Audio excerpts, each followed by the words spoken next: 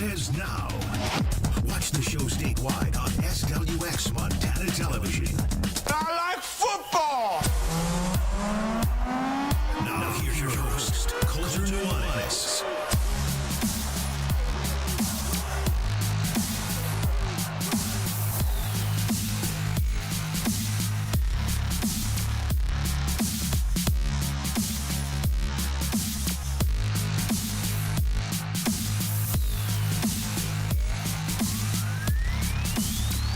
What a show we got coming your way here today. Welcome in to Nuanez Now, ESPN Radio, SWX Montana Television, and the ESPN MT app. Coulter Nuanez coming to you through the Grizzly Disposal Studio here at the Missoula Broadcasting Company. Grizzly Disposal, locally owned, veteran-owned, and the only Bears that should be in your garbage. We're flipping the order on you today. Usually our ESPN Roundtable is during the 5 o'clock hour. We have a very distinguished guest in studio. Each year, we always do a bunch of lead-up for the Montana Pro Football Hall of Fame. I'm on the board of directors, on the selection committee, one of my favorite things that I am involved in.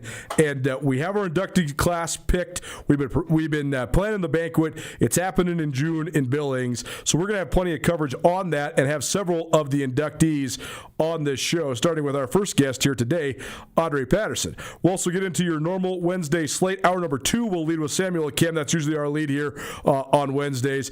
Inside the FCS with Sammy. We'll talk all things Grizz spring game, as well as some of the other impressions we have from around spring ball, from around the Big Sky Conference. We are also going to hear from Ryan Tutel on all things Masters. Where does he think that Rory McIlroy ranks now amongst the greats in the game? And whatever else we can get to, including we got some free wings for you from the Desperado Sports Tavern and Grill. Despo, right there on Russell Street, the best wings in the city of Missoula.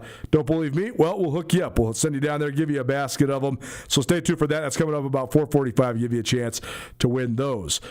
Want to stream it? You always can. 1029ESPN.com. You can also always use the ESPN MT app. You can also always find us on Facebook, on Twitch, and on YouTube. And, of course, we are coming to you statewide television on SWX Montana TV. Montana Football Hall of Fame, June 27th in Billings. If you can, please join us.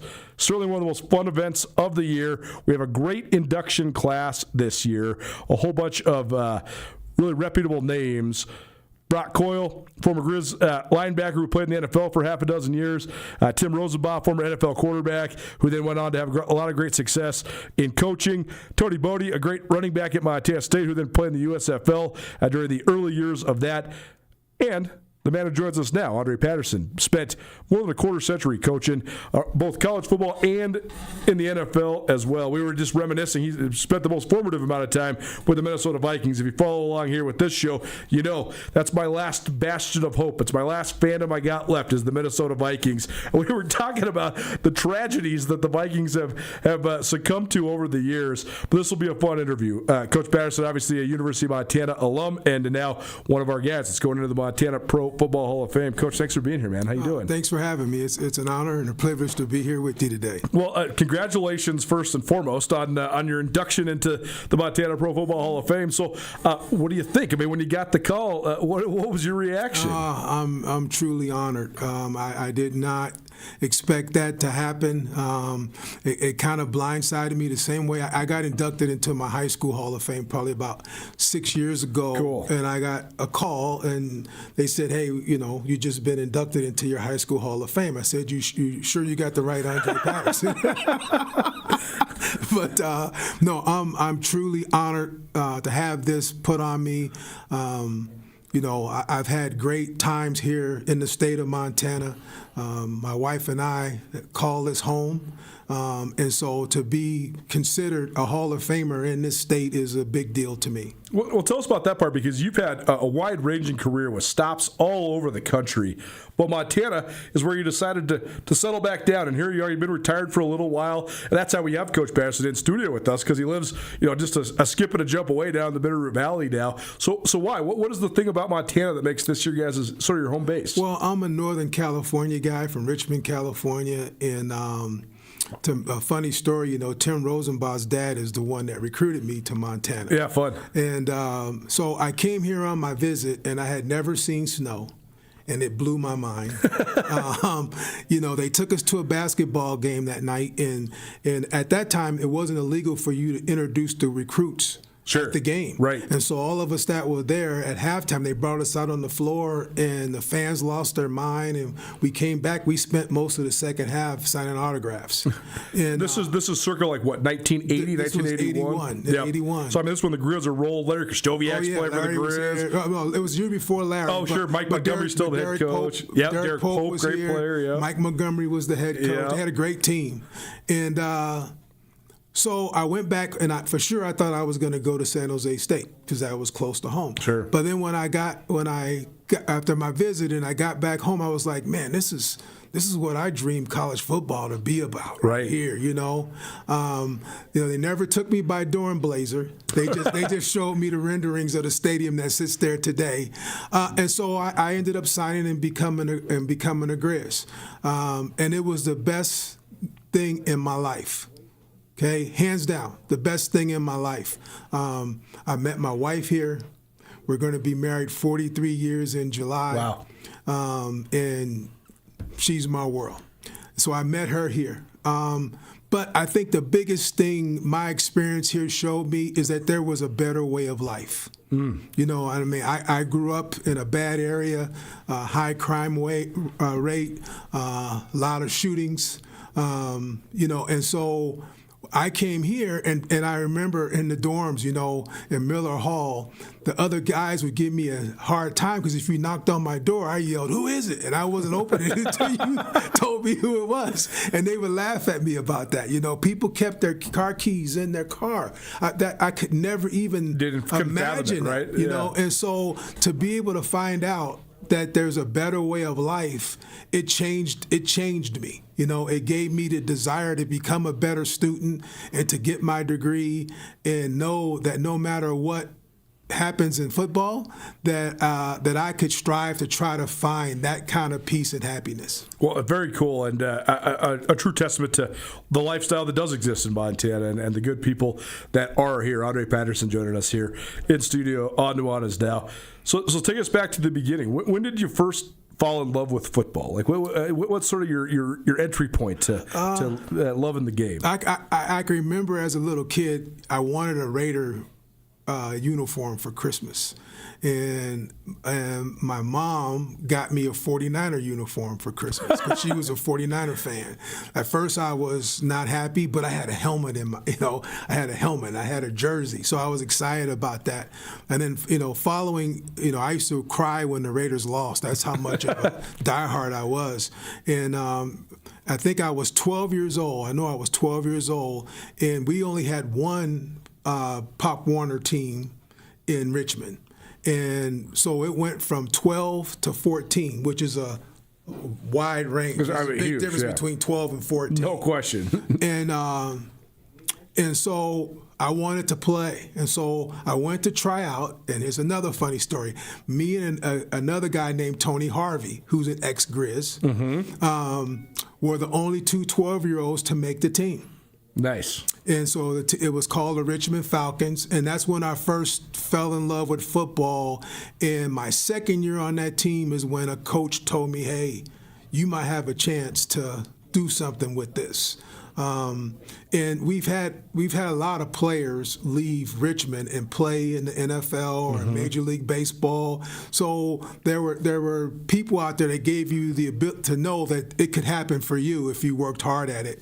And so went to high school, was a good high school player, and then went to junior college at Contra Costa Community College, and that's how I got recruited to come here. My first spring, I think it was the first or second week of practice, is I got a knee injury, which was the second one on my right knee, and it just so happens that I was at the wrong time because my first one was done in 79. Well, the scope wasn't invented at that time. Right. So if you had a cartilage issue, they had to open you up and put you in a cast from your ankle to the mid thigh for like 12 weeks. So that's what I had. So I redshirted that year in junior college. The next year I played, and then I came here. Well, that spring I ended up hurting my knee again. Well, a scope was invented at that time, so they scoped it and they trimmed the little part that I had left, in there.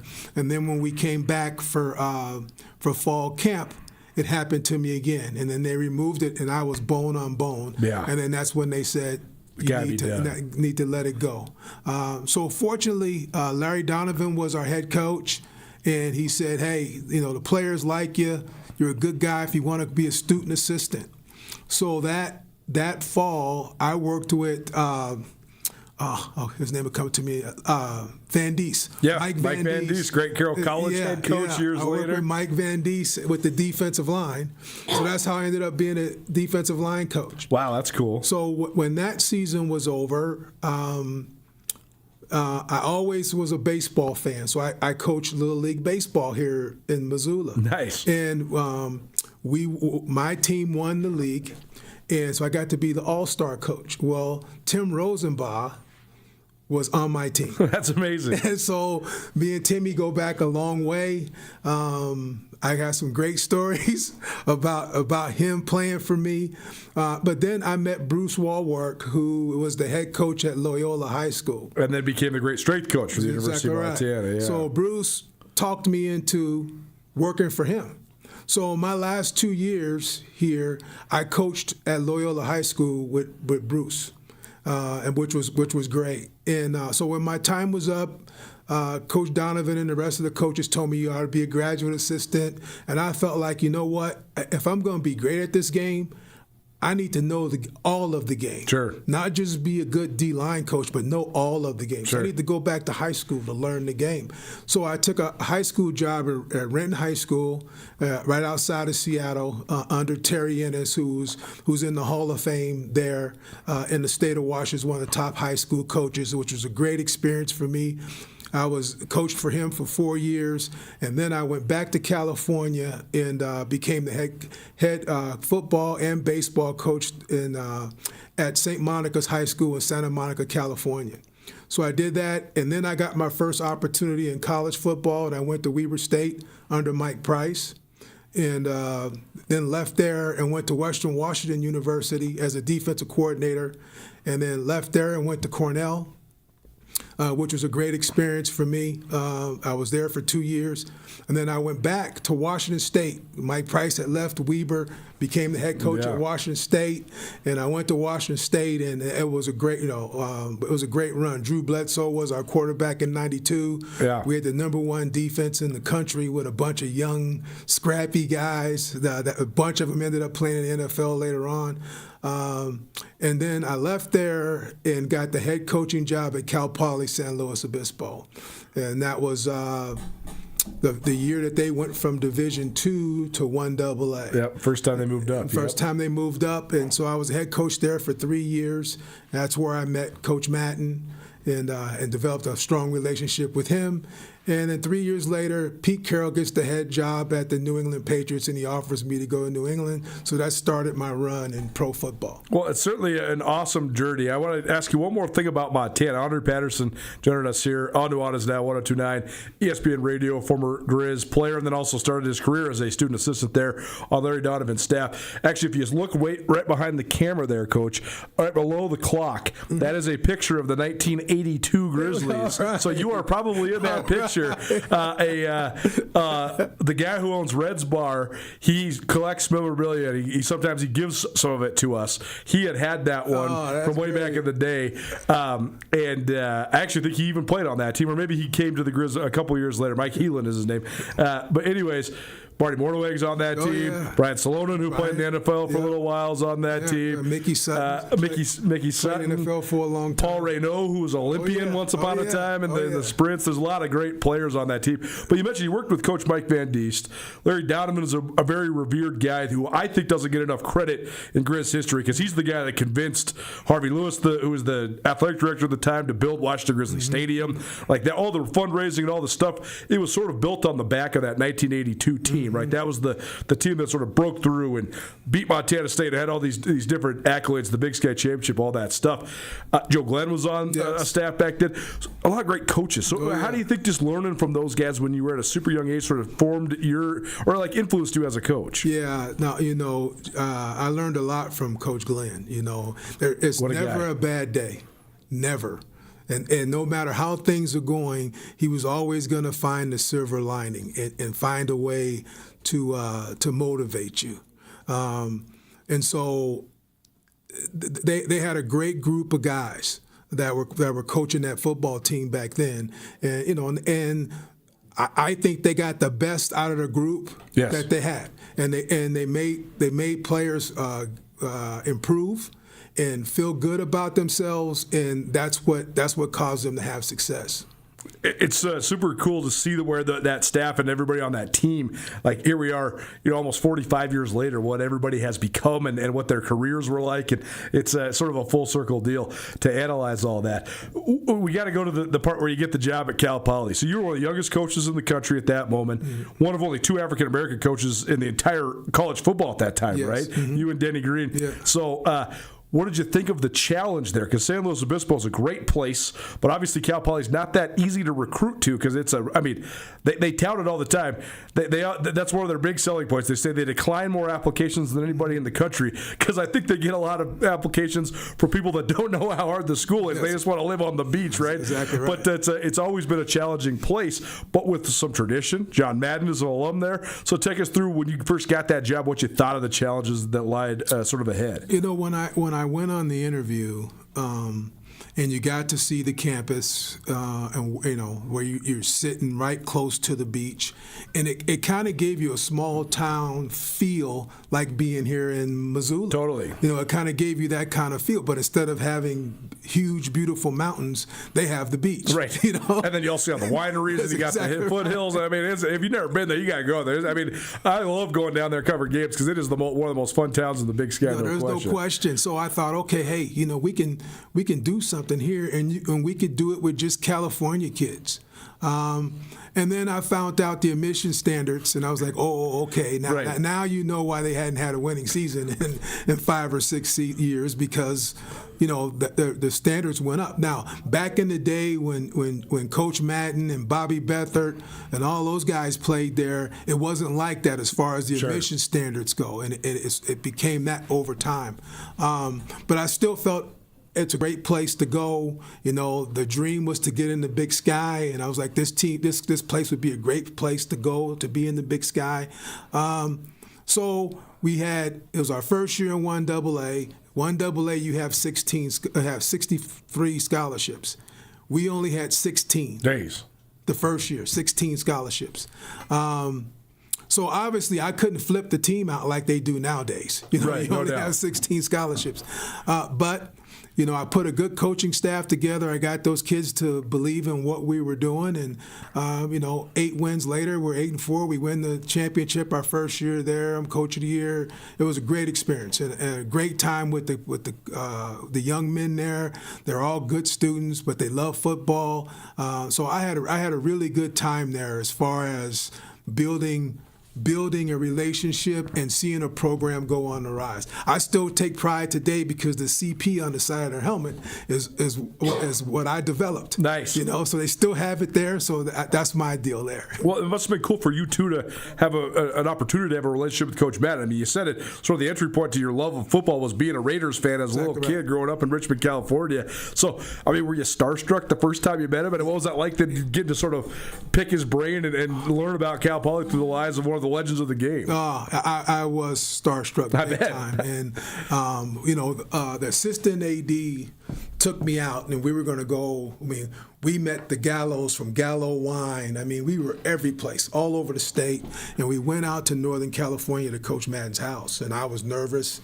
Sure. We go in there, and I meet Coach Madden, and he was upset with the school, and so I kind of took it away from the school and made it about me and him. Sure. And me growing up a Raider diehard and a big fan of his, and we started talking about Raider games and this game and that player and this player and that player, and we had a great talk.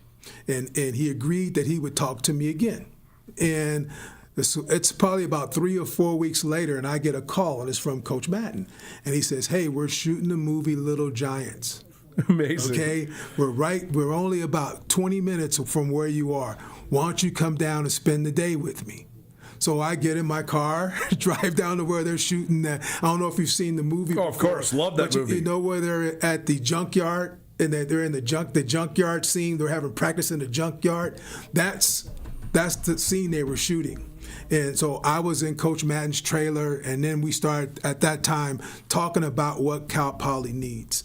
And he had pride in the school. He wanted Cal Poly to be at the same level as Fresno and all those schools.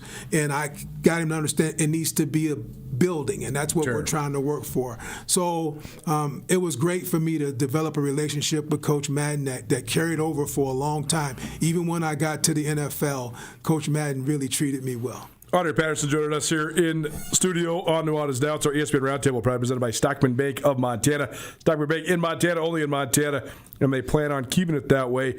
Let Stockman Bank show you Montana's brand of banking. Coach Patterson, an inductee to the Montana Pro Football Hall of Fame. The event coming up June 27th in Billings. We'll let you know more about how you can get tickets as the days and weeks progress here. But then after the 3-year stint at Cal Poly, you get a shot in the NFL. You get hired by the one and only Pete Carroll, one of the legends of the game. So tell us about that relationship and what sort of led to you getting your foot in the door in the NFL. Well, the NFL has the Bill Walsh minority program to help minority coaches get a chance to be around pro coaches, and you go into training camp with them. And so I was involved in that program. I started off with the Raiders when Art Shell was the head coach, and I was there. I went two summers with them, and then after that, I did it with the Seahawks, and then at the end, I did it with the New Orleans Saints, and Jim Moore Sr. was the head coach. I had a great experience there. That's where I got my first NFL game ball after a preseason game. Nice. Jim Moore presented me a game ball, and so when Pete got the job in New England, Carl Smith, who was the OC at the Saints, told Pete Carroll about me and said, hey, you need to talk to this guy. He's a great coach, and he can motivate players, and he makes players better. And all of a sudden, I get a call from Pete Carroll. I didn't know Pete Carroll. And next thing I know, I'm on a flight to New England, and if you remember, they had just lost in the Super Bowl. They had to the Packers, with Parcells as the head coach. Right. So I'm interviewing in New England, and I go through the interview, and Pete hires me as the assistant D-line coach. That's an awesome story, and then that starts then a long time in the NFL. So sort of take us through that, because I want to stick on the '98 Vikings for a minute, because you get your first full-time job there, and I mean, what a situation to walk into, right? Denny Green's got it absolutely rolling. I mean, maybe the biggest miss in the history of the NFL draft is nobody picking Randy Moss, and all of a sudden he gets to Minnesota, and you're like, well, wow, you get to draft like the best player in the league. And what did he go, like number 17 or number 18? I mean, crazy that so many teams passed on him. But it all came together that year, and I would, and this is not just because I'm a Vikings fan, I think that's one of the 3 best teams in the history of the NFL that didn't win the Super Bowl. But, I mean, an unbelievable year. Greatest record in Vikings history, 15-1, went all the way to the NFC Championship. So just being a part of that, what did you think of that? And then just tell us some stories just about your first year as like a full-time assistant head coach in the NFL. I get a call from Denny Green and asked me would I be interested, and I was like, yes, sir. Number one, it's Denny Green. Sure, right. I mean, Denny Green was one of the big names on the 49ers staff, yes. And so he wanted to meet with me at this Senior Bowl. So we sat down to meet, and I'm thinking, okay, we're going to go through a big interview and the whole 9 yards. And we sat down, and he looked at me, and he said, we have John Randall. Do you know who he is? I said, yes, Coach, I know who he is. He goes, would you have a problem coaching John Randall? I said, no, I would not have a problem coaching John Randall. He goes, well, he's gone through 3 D-line coach since Turlink's been here. Would you have an issue with that? I said, no, I will coach him and I will make him better. He stood up and said, it's your job if you want it. Wow. It was that quick. Amazing. It was that quick. So, I get there, and Denny Green is the best evaluator of talent I've ever been around in my whole coaching career. The best. And a lot of things that I've done over my career, I stole from Denny Green. And this is a great story about Randy Moss. So everybody knows who Randy Moss is, okay? And it is the day before the draft. And then he walks in a staff meeting and he says, if the Dallas Cowboys do not take Randy Moss, I think it was like 6th or 7th pick in the draft, if they do not take Randy Moss, we will get Randy at 17. And all of us are like, hey, that's not going to happen. That means teams are going to, he goes, I'm telling you, it's going to happen. And he goes, the Cowboys will not draft him because they're having all these problems with Michael Irvin. Totally, right. Right? So they're not going to do that. Well, we get the draft day, and we get to that pick, and everybody's sweating. We get to that pick with the Cowboys, and they take Greg Ellis, who ended up being a great player for the Cowboys. No doubt. I ended up coaching Greg, love Greg, but he is clean-cut, perfect man. Right. You know what I mean? And so Randy fell, and the next thing you know, when we get to 17, he was sitting there at 17. Man. And he is the most. Now, you got to remember, I was at the Dallas Cowboys with Deion Sanders. I was at the Denver Broncos with Champ Bailey. So I've seen some freak athletes. Randy Moss is the best athlete I've ever seen in my life, up close and personal. Yeah. I mean, and he could run so fast, but it looked like he was barely moving. Totally. He had great hands, but that team, Randy's in the Hall of Fame. Chris Carter's in the Hall of Fame.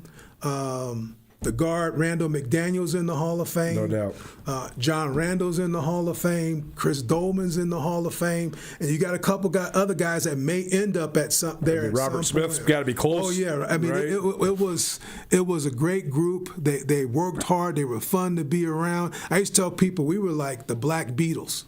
So every time we traveled on the road, the hotel would just be full of people. I mean, it's a phenomenon, right? It was unreal. Well, and part of it was the first time in NFL history that you had a black head coach, right? A black quarterback, Randall Cunningham. You know what I mean? Yep. And so it was the first time that had happened. And so a lot of people who may not have been Viking fans became Viking fans because of that. We were 15-1. We lost one game that year in the middle of the season to Tampa Bay, at Tampa at the end of the game. But none of the other games were really close the whole way through. I've been in 3 other championship games throughout my career, and that one still hurts me the most because I really believe we were the best team in football. Yes. Things just didn't work out for us that day. And the one thing a lot of fans don't know about that is, we were up 17-3 right before the half, and Randall gets sacked, fumble, they score, make it 17-10. Well, we had so many injuries on defense during that game. I had lost John Randall. I had lost 2 other defensive ends. We lost our middle linebacker. We lost our safety. So we were beat up on defense. And but our offense kept scoring. So we're up by 7 with a little bit over 2 minutes to go in the game, and we're moving the ball, running it down the field with Robert Smith. And he's breaking off some big runs. We get in the field goal range, and we got first down. They only got 1 timeout, and they still got the 2-minute warning, and we threw it 3 consecutive times. And so it stopped the clock every time. Right. So when he lined up to kick the field goal, instead of us running it those times, they would have been out of their timeouts. Yep. They wouldn't have had a 2-minute. And so he missed the field goal, and he hadn't missed the field goal all year. I mean, Gary Anderson's one of the great kickers in the history of the NFL. Oh, well, here's the sad part about it. When Gary lines up to kick that field goal, I'm on the bench with the rest of the defensive players. And you look up at the equipment guys. They're taking all the hats and putting them out everywhere. Because they think it's going to be good, right? He's going to make the field goal. So all of the championship hats are coming out all over the table, right? And he missed it. You want to talk about a guy like a bunch of roaches trying to get that stuff covered up so fast. Oh, man. So they get the ball back and go down and score. The game goes in overtime, and, they get it. We stop them. We get it. They stop us. They get it. We stop them. We get it. They stop us. And then finally, they made a drive to get that kick a field goal and win the game. So it broke my heart. Man, one of the most heartbreaking losses I mean, in the history of the NFL, but certainly in the history of the Vikings franchise. Andre Patterson joining us here on Nuanez Now 102.9 ESPN Radio. We're not even to the 21st century here in your career. Are you okay to stick around for a little long? I'm good. Awesome. We'll take a break, and we'll come back, and we'll keep on rapping and remembering a bunch of these awesome memories. Former Grizz, longtime NFL assistant coach Andre Patterson joining us here on Nuanez Now, an elongated ESPN Roundtable, part of our Montana Pro Football Hall of Fame coverage. We'll be back on the other side. Don't change that dial. Keep it right here. It's Nuanez Now, ESPN Radio.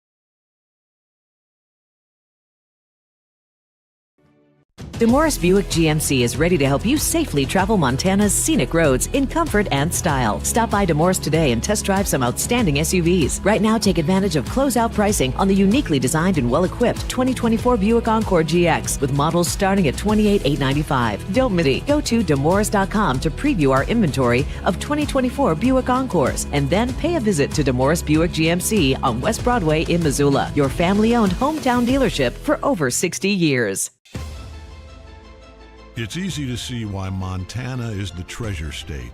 At the University of Montana, we look inside. We see an old truth with fresh eyes, that Montana's greatest treasure is its people. So whatever tomorrow brings, we meet it the only way we know how, with a mind for making. Because what's made in Montana is remaking the world. ESPN Missoula Sports Center. Former Montana Gatorade Player of the Year, Brianna Williams, is going to the Cats. The Arizona Wildcats, that is. Hello, I am Colter Nuanez. Williams, who etched out one of the great resumes in Montana girls prep basketball history by leading Billings Skyview to their first two ever Class AA state championships, has spent the last 2 seasons at the University of Maryland. The former top 50 ranked recruit in the nation entered the NCAA transfer portal earlier this month because of her ties to the Magic City and the fact that she played on a national championship AAU team with other girls from around Montana. Many wondered if Williams might return to the Treasure State to play at Montana State or Montana. While the Lady Grizz and the Bobcats did recruit Williams hard, she ended up choosing Arizona. She announced her decision on her personal Instagram on Tuesday. Last season at Maryland, the 6'2" forward averaged 4.7 points and 2.8 rebounds per game while shooting 48.6% from the floor in 10.5 minutes per contest across 24 games. Williams joins an Arizona team that finished 12-18 last year, including a 3-15 record in Big 12 play to tie for 14th in the conference. During her prep days, Williams scored 1,645 points and ripped out 879 rebounds, leading Skyview to state titles as a sophomore and a senior, and earning Montana Gatorade Player of the Year twice in the process. The transfer portal for Division I women's basketball opened on Monday, April 6th and goes through Monday, April 20th.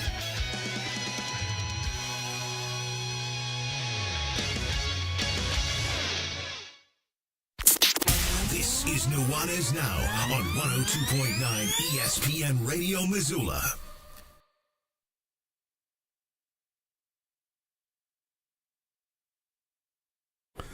Welcome back. Welcome to tonight, ESPN Radio, SWX by Television, and the ESPN MT app. Colter Nuanez coming to you through the Grizzly Disposal Studio here at the Missoula Broadcasting Company. Grizzly Disposal has one bin recycling for you. They can pick it up at your house twice a month.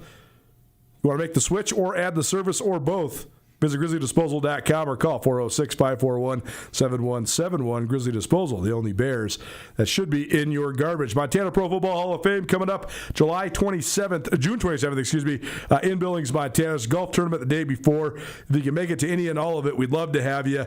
It's certainly one of my favorite events of the year, and we will have plenty of interviews about the Montana Football Hall of Fame here leading up to the event over the next couple of months, including an elongated ESPN Roundtable here with our special guest, Andre Patterson. He's a Grizz alum and a guy who spent more than 40 years coaching, including more than a quarter century coaching in the NFL. So we appreciate him for spending some time with us. So, Coach, when we're talking about just sort of the arc of your career, we're to the point now where, Minnesota, great breakthrough, awesome year for you personally, getting an assistant coach job there with Denny Green and having the great year with the Vikings in 1998. Tell us about then when you went to Dallas, because that was an interesting time in Dallas, right? The Cowboys have been the team of the 90s, but then they had so much drama in the late 90s, like you mentioned earlier. Like, they didn't draft Randy Moss because they had Mike Orban and all the baggage that came with that. But then Dave Campo gets the job, and you head to Dallas. So tell us about that connection and what it was like just being a part of the Cowboys at that time. It's really kind of a funny story. When Dave Campo became the head coach, which I had known Dave from Weber State, Mike Zimmer, who I worked with at Weber State and Washington State, became the defensive coordinator. Right. And so Mike wanted me to come and be his D-line coach. Well, I had already was going to go to the Saints because they offered me way more money. Red McCombs became the owner of the Vikings when I got there, right, and he was cheap. So, Denny went to Red and said, we can't let Dre go, but Red wasn't willing to up the money. So I had told Jim Haslett that I would go to the Saints. Well, it was before they could get the contracts to you real fast. So so Campo and Zimmer called me and said, I'm like, no, I gave him my word. Well, I hang up, and 5 minutes later, Jerry Jones gets on the phone. Wow. And he is the best salesman of all time. For sure. You know what I mean? And so Jerry started talking to me about my family, my 2 kids, and how it's better to live in Dallas than live in New Orleans and the school system. And next thing you know, I'm a Cowboy. So that's how I ended up there. But it was at the end of Troy's career. Yep. It was at the end of Michael Irvin's career. It was towards the end of Deion's career. Emmett was still there. Emmett, it was towards the end of his career, but they weren't going to let Emmett go anywhere because they wanted to make sure Emmett broke the all-time rushing record as a Cowboy. So sorry about that. So it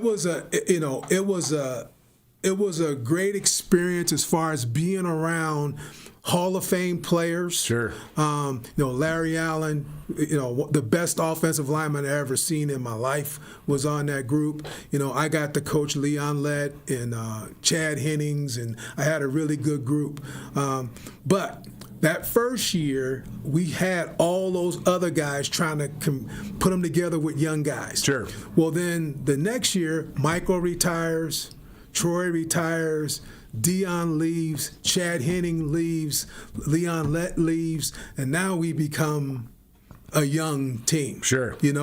And so those next 2 years, we were a young team that was struggling, but we played great on defense. We were second in the league and third in the league on defense my last 2 years there.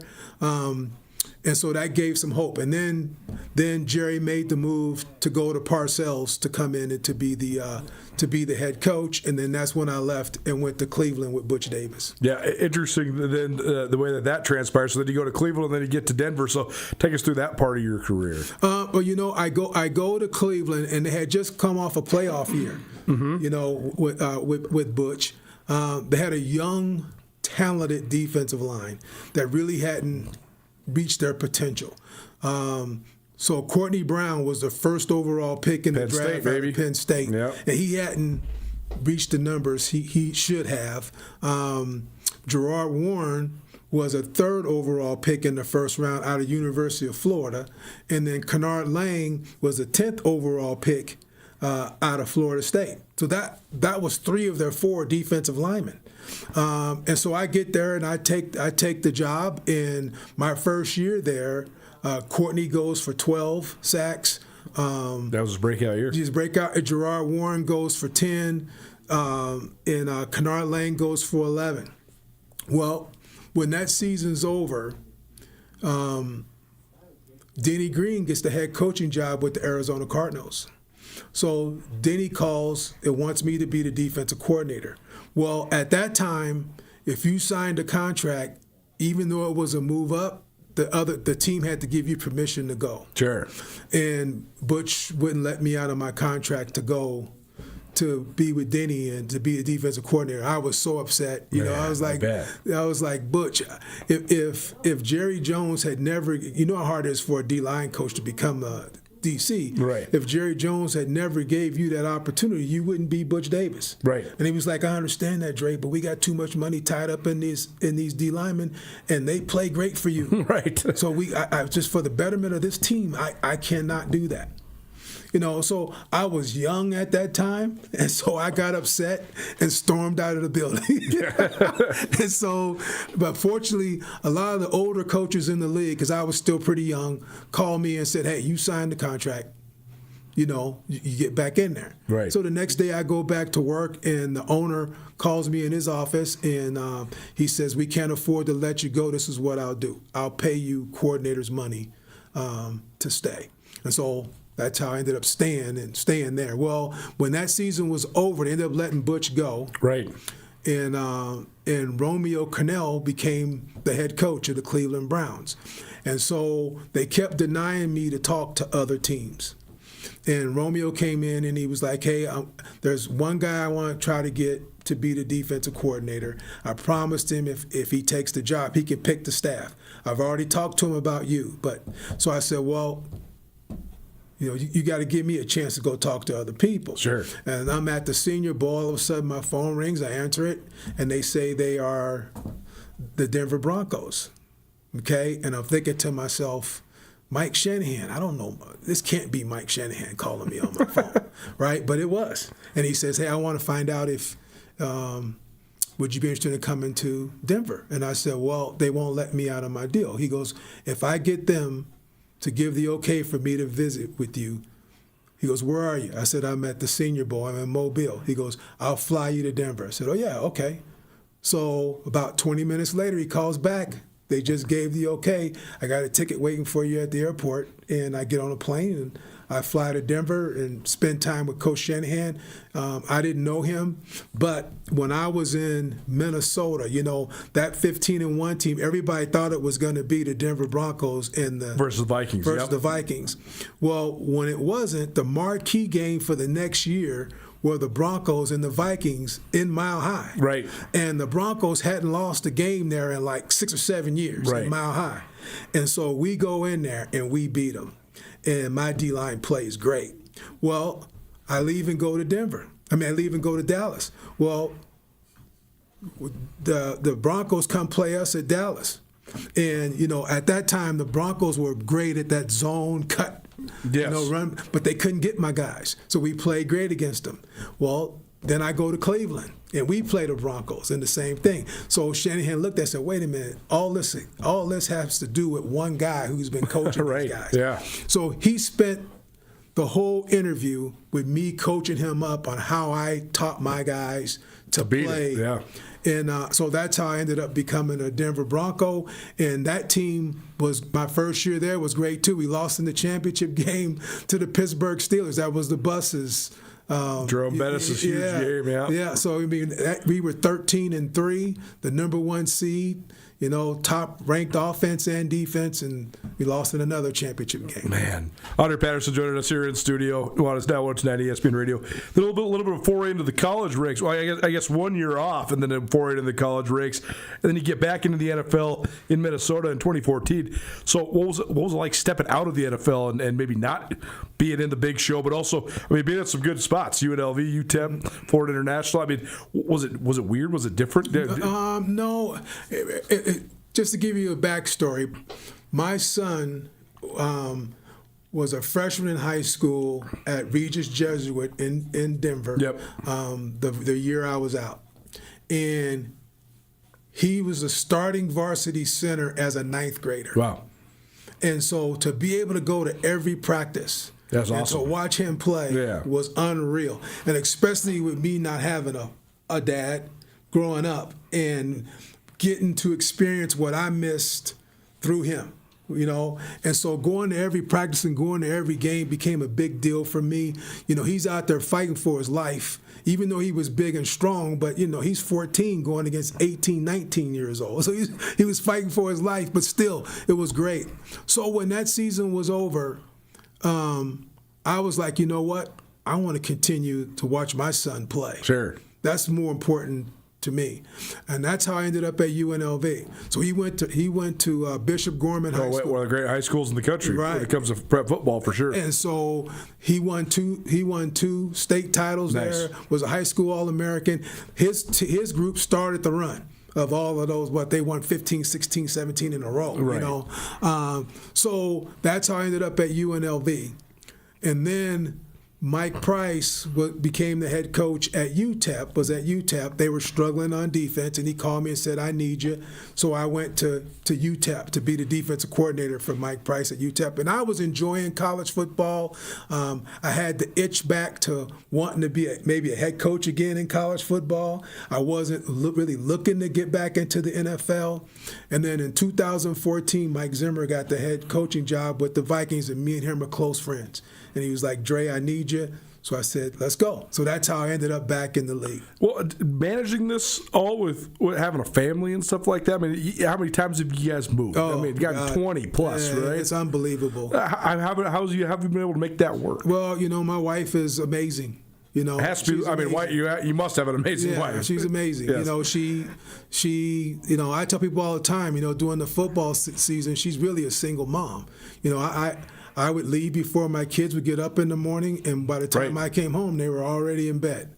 So she's pretty much a single mom. And to be able to say okay with every move because she knew that this was my dream is unbelievable. She never complained about moving, never complained about all of the different stops. Now, once I started getting around 63, 64 years old, then all that changed. It started to be, you think you've done this long enough, we need to have our time now. It started to change at that point. But she was unreal. My kids, they did a good job of just meeting new people. And my son, when he graduated from college, I said, he said, Dad, I want to get into coaching. And I said, you sure you want to do that? I said, just think about all the times you moved, in your lifetime, how many different schools you went to. And he looked at me and he said, well, I turned out okay. So I had to let him do what he wanted to do. So, but again, my wife was a catalyst around that. I had always said I would never go someplace without my family being with me. I've been a lot of places with coaches whose family stays one place while they're coaching someplace else. And I never wanted to do that because my family kept me grounded. No matter what kind of publicity I was getting out there, no matter how much people tried to make a big deal out of me, when I walked in my home, I was just Dad. You know what I mean? And awesome. Dad was no big deal. He was just Dad. It's awesome. And so I needed that for me. And so they did a great job of keeping me grounded. Well, I got to ask you about a couple of the great players that you coached over the years and maybe compare and contrast. We'll take one more break, come back with this guy, Andre Patterson, Montana Football Hall of Fame. It's the ESPN Roundtable, presented by Stockman Bank of Montana. We'll round out hour number one here with some stories about some legends. Back right after this.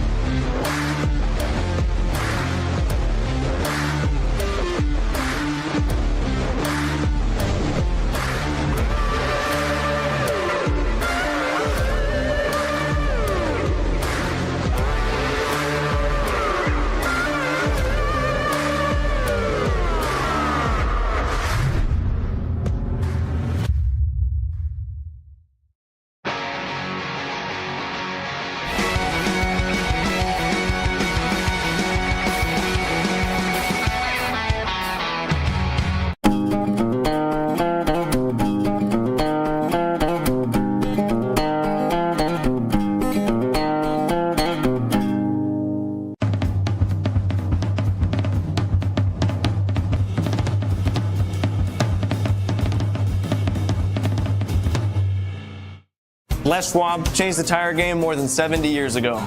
Today, we still believe you should get more from less. Like more hustle, less hassle. More of the best service around, less of the runaround. Because we include America's best tire warranty in every tire we sell. So you get more unbeatable warranty, less charging you extra.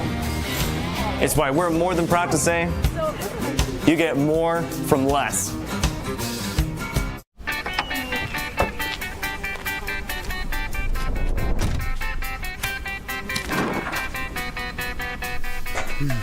What do you expect me to say to her? She's getting married in 30 minutes. We're doing everything we can. John, can you hear me? John.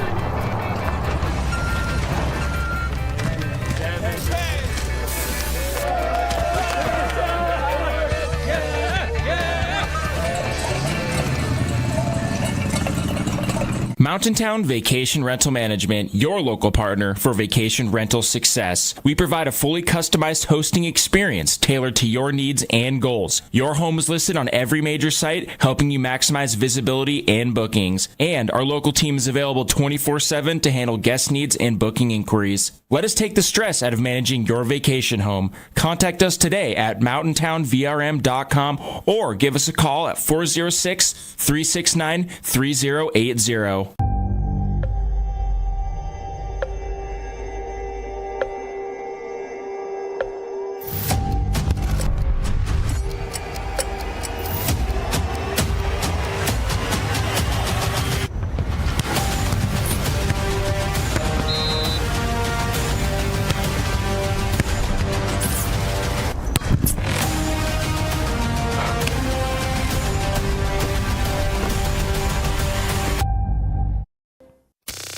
Nuanez Now on ESPN Radio.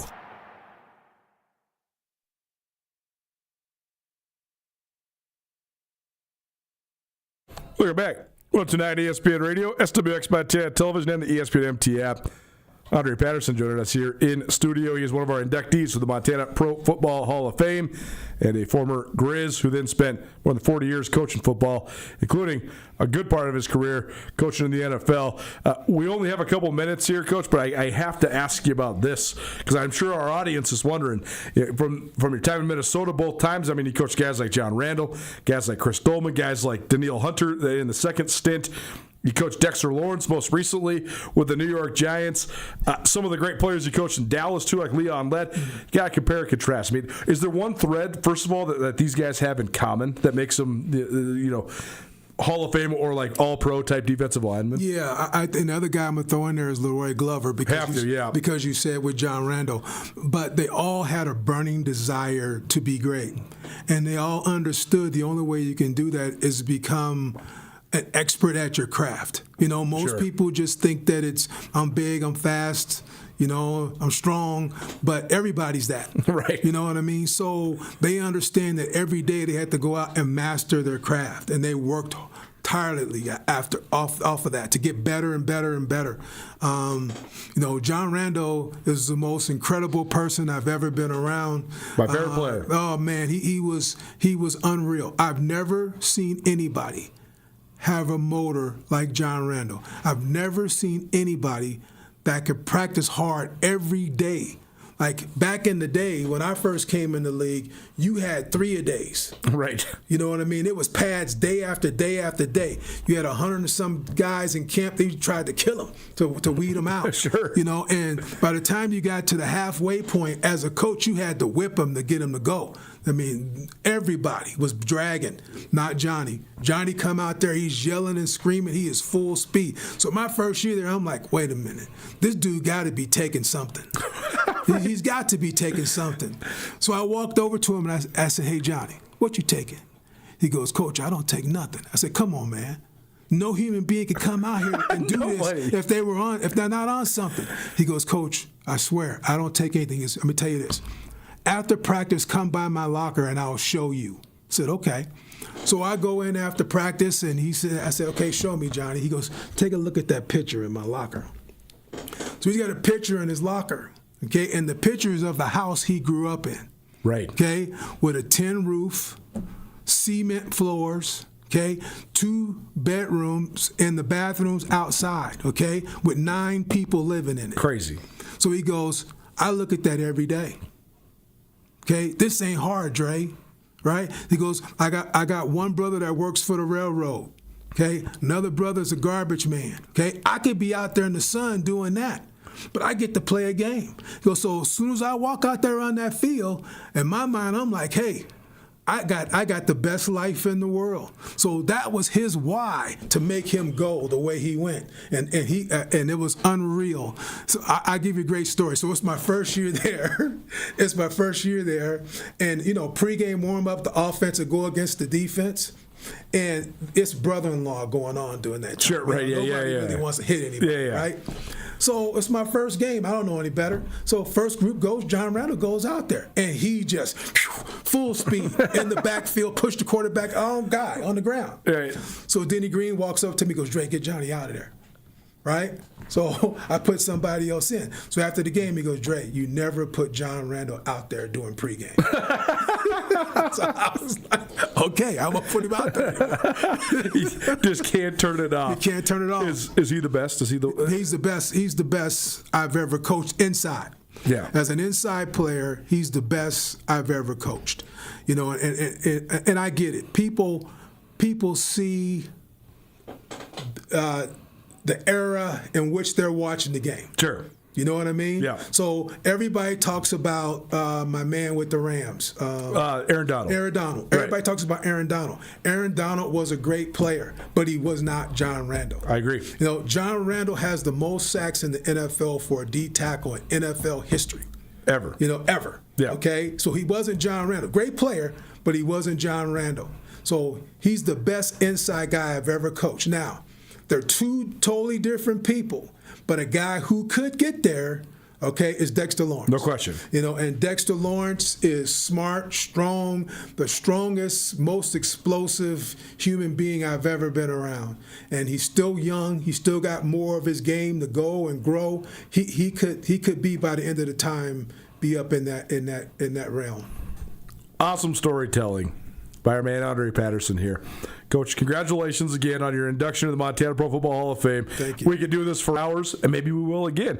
But either way, I will have a biography about Coach Patterson that's available on the Montana Pro Football Hall of Fame website, as well as SkylineSportsMT.com, and we'll have that for you. We'll also have this as a standalone interview for you in case you missed any of it. But for now, we're up against it. We have to get out. Samuel Kim will join us for Inside the FCS to lead hour number 2. We'll also hear from Ryan Tutel on all things Masters as well. But I appreciate you for coming up, man. Thanks so much. Great hanging out. Oh, thanks for having me. Hour 1 the books. Hour 2 coming at you. Don't change that down. Keep it right here. Nuanez Now, ESPN Radio.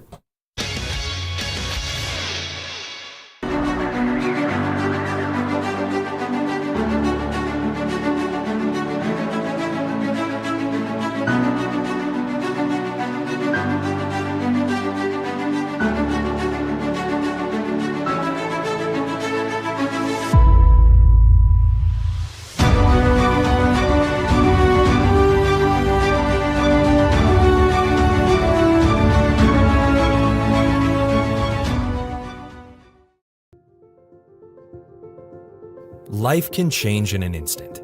If you've been hurt in an accident, suffered from medical negligence, or are facing criminal charges, you don't have to face it alone. At Ryan Miller & Coburn, we're here to listen and fight for you. We're your neighbors, traveling across Montana to stand by your side as your link to justice. Real people, real help, right here in Montana. Ryan Miller & Coburn, your Montana attorneys. DeMorris Buick GMC is ready to help you safely travel Montana's scenic roads in comfort and style. Stop by DeMorris today and test drive some outstanding SUVs. Right now, take advantage of closeout pricing on the exceptionally designed 2024 Buick Envision with models starting at $39,795. Don't miss this opportunity. Go to DeMorris.com to preview our inventory of 2024 Buick Envisions and then pay a visit to DeMorris Buick GMC on West Broadway in Missoula, your family-owned hometown dealership for over 60 years.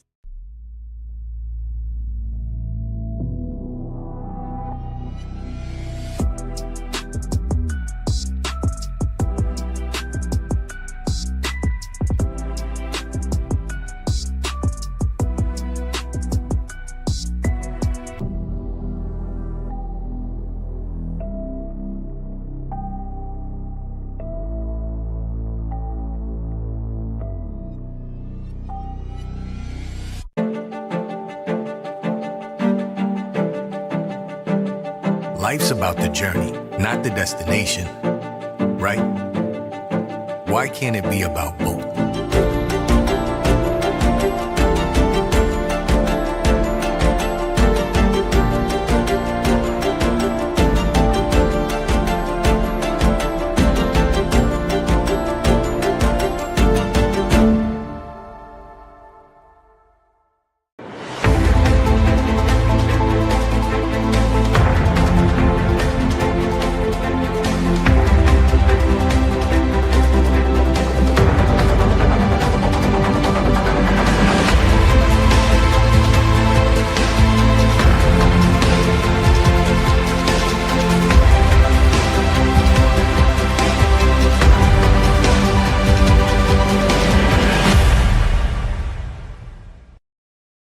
Radio for Western Montana, KKVU HD3 Stevensville, and 102.9 FM on K275BS Missoula.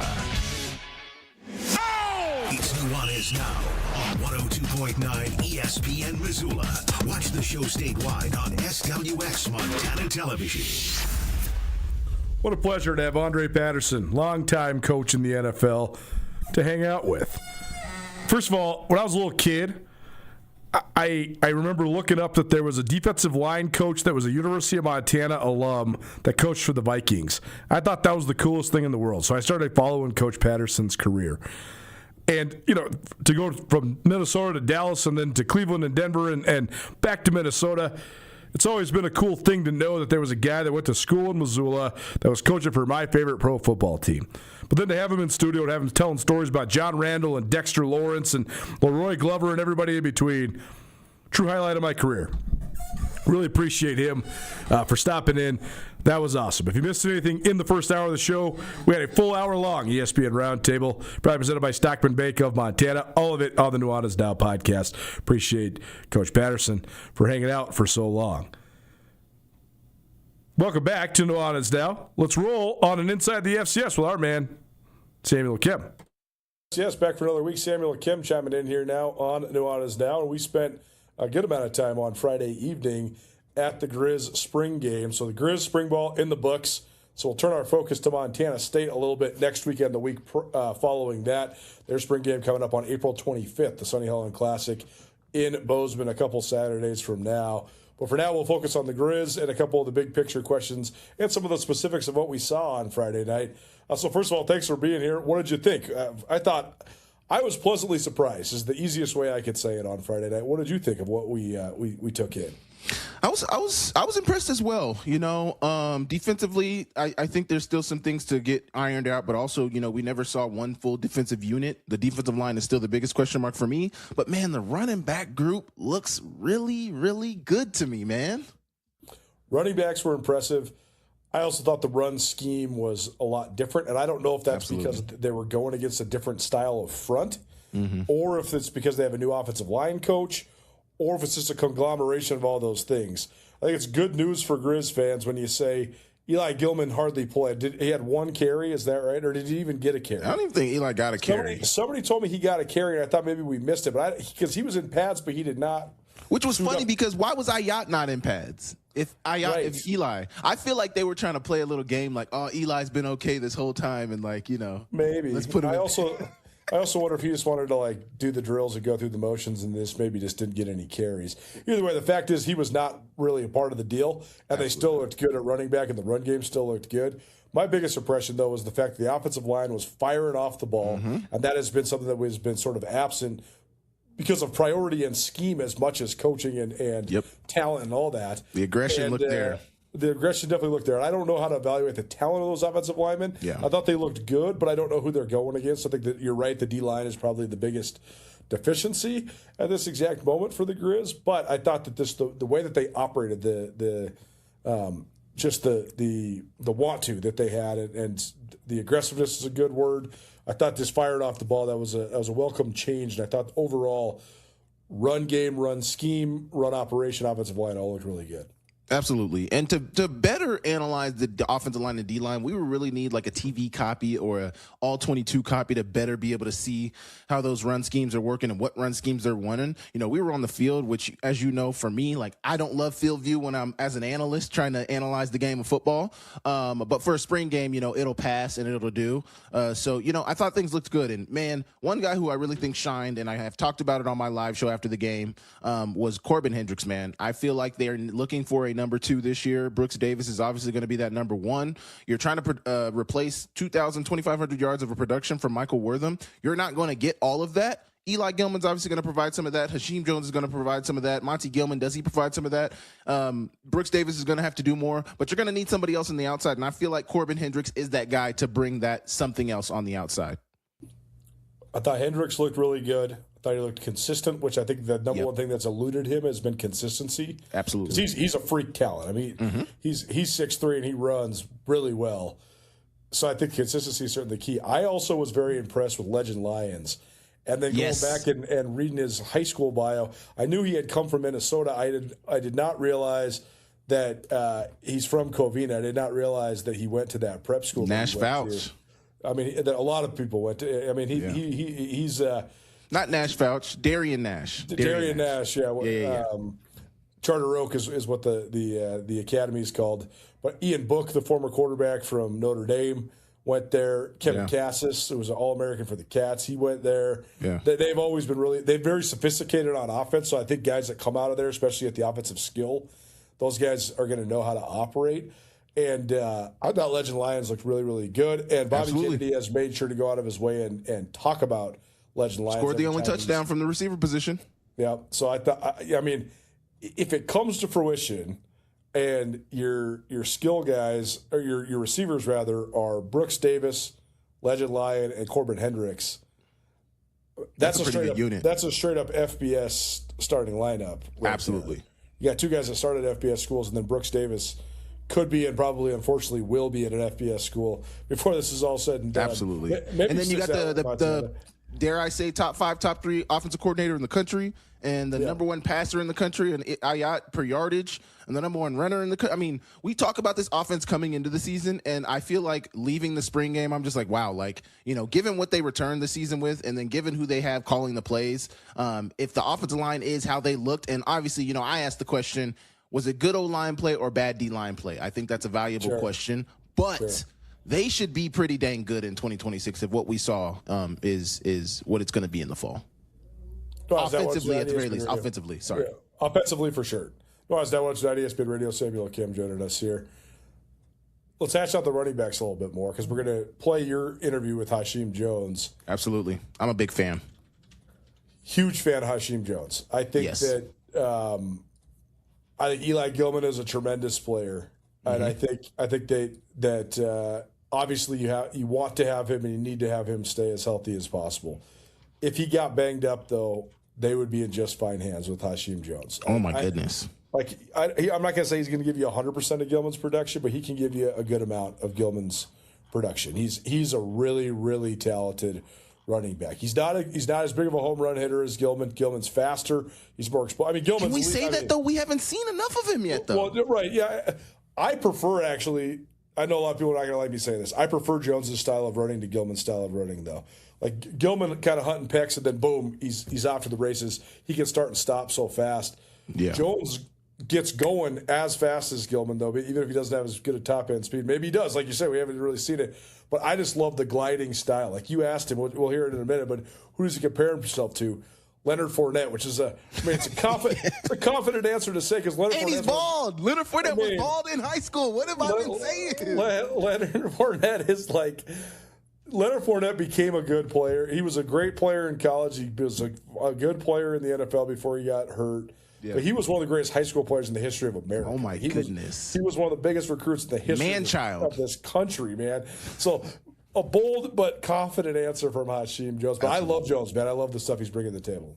6 foot, 208 pounds, man. Like, that is your prototypical running back. Obviously, Eli Gilman is good size as well at 6 foot, 213 pounds. I think I wouldn't give Eli Gilman 6 foot. You know, seeing them stand next to each other. I want to get them both measured, man, because Jones is taller than 6 foot and Gilman is shorter than 6 foot, right? Most certainly. I mean, Jones is like, he's taller than me. He's like 6'1" and a half. He was close to me, looking close eye to me. Like, I'm 6'3", so he's got to be at least 6'1" to 6'2", but good size, tall back, runs behind his shoulder pads, knows how to read the holes, knows how to make cuts. Want to see that open field speed, because that's one thing that Eli stands out to me over a lot of running backs in the country, not just at Montana, that Eli has that home run speed. I would love to see if Hasheem Jones has that, but man, I'm a big fan. And then Dylan Payne looked good. Chase Cook, Red Lodge kid, looked great. Finn Ridgeway looked good. I mean, like, I don't know where they've been finding these guys at, but the running back room looked really, really satisfactory to me at the spring game.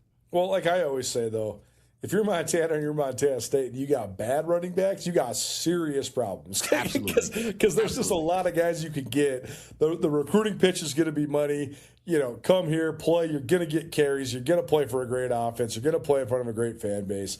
And that's a lot of the positions. But, like, it's not a surprise that there's always been. I mean, the Grizz haven't had a bad running back in forever, man. Like, everybody's been. You're right. There was a transition year there for a minute, for sure. You are funny, Coach. You set yourself up for that one. I would just say that. Everybody can read between the lines of what we're talking about, but mostly the Grizz have had some really good running backs. And like you're saying, Hasheem Jones is the next one, I think. Absolutely. And like you're saying, at Montana, it shouldn't be hard. I mean, you have everything working in your favor. You should be able to get good running backs here, and I feel like they got a lot of them. I feel comfortable even if Eli is banged up, if Hasheem is banged up. I mean, Chase Cook, Dylan Payne, Finn Ridgeway, I feel like they all can get the job done. Not at the same level, I feel like, of Hasheem Jones or even close to Eli Gilman, but they can do enough to Ayat's going to provide everything, and then you got the receivers on the outside. You just need a good enough run game, and they can provide that. Yes, I totally agree. Ridgeway was the other one that I had 10 guys I thought were breakout players, and we named Corbin Hendricks, we named Legend Lyons, we named Hasheem Jones. Finn Ridgeway was on my list as well. I thought he really looked good. You always knew he was a great athlete coming out of Whitefish High School, and quarterback. You know, I mean, almost 9,000 yards total. Yeah. As a high school guy, like almost 90 touchdowns. He just needed to find a spot. Now he found a spot. He looks big, man. He looks big. He listed with 6'1", 205. He is he's thick. Like, he is just a solid-bodied man. Totally. It's crazy. Well, and I wonder if this is a symptom of having an offensive head coach, because so often we've seen that guy, the guy who is built, the guy that's from Montana, who played everything in high school, who's like 6'1" or 6'2", 210 to 220 pounds, and forever, Bobby Houck would just say, well, that guy is playing linebacker, or that guy is playing safety, like we saw it with Carson Rostad and Garrett Graves and Jace Lewis and just on and down the line over and over and over again.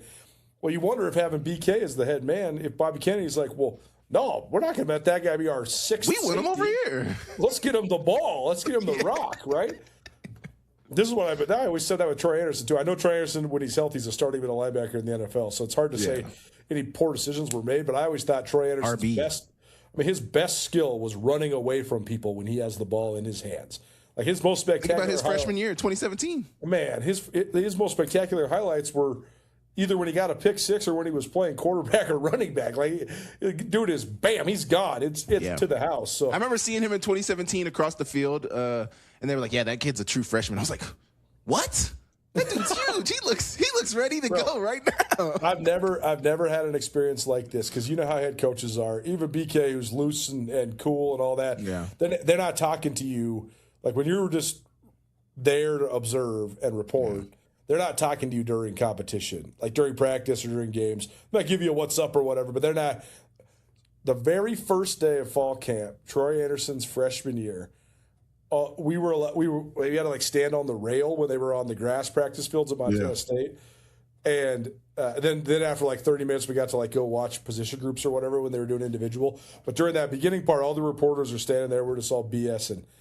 Choate literally jogs this is in the middle of practice, jogs over to the rail and says, guys, I need you to go and watch the running backs right now. And we're like, okay. He's like, we're putting Troy Anderson at running back. And I'm like, Coach, he's 6'4", like 225 pounds. What? And he goes, wait till you see this kid with the ball in his hands. He goes, I don't know if he can catch it or anything like that. But if we hand it to him, I know what he can do. And so then we go start watching running back drills. I'm like, this has got to be this is crazy. I've never seen anything like this. But then they would run like toss sweep and like old school 1960s Green Bay Packers plays with him, and he would just be gone, just trucking people in the open field. It was a spectacle to behold. I don't know if we'll ever have. Kid was 18 at the time too. You're like, this is ridiculous. Well, yeah. I mean, 18 going on 35, man. That guy's built like just a grown ass man. He was a teenager, man.